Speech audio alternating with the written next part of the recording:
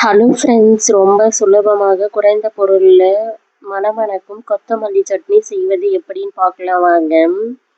இட்லி, தோசை, சப்பாத்தி, தயிர் சாதத்து கூடலாம் சாப்பிடும்போது செம்ம டேஸ்ட்டாக இருக்கும். கண்டிப்பாக செஞ்சு பாருங்க.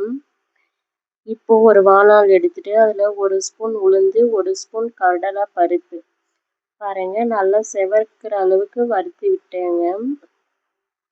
15 சின்ன வெங்காயம் சேர்த்திருக்கேன், ஒரு துண்டு இஞ்சி, 5 பல்லு பூண்டு போட்டு நல்லா வதக்கி விட்டேங்க. நல்லா வதங்கி வந்த பிறகு ஒரு பச்சை மிளகாய், 3 காஞ்ச மிளகாய் சேர்த்திருக்கேன். எல்லாத்தையும் வதக்கி விட்டேங்க. இப்போ 2 தக்காளி சேர்த்திருக்கேன், அதையும் சேர்த்து வதக்கி விட்டேங்க.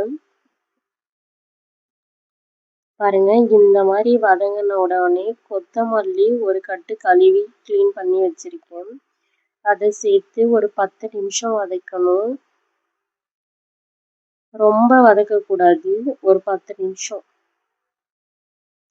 ஒரு கோலி சைஸ் புளி, உங்களுக்கு தேவைன்னா தேங்காயும் சேர்த்துக்கலாம், நான் தேங்காய் சேர்த்துக்கல. நல்லா சூடாறின பிறகு இப்போ மிக்ஸி ஜாரில் சேர்த்துக்கலாம்.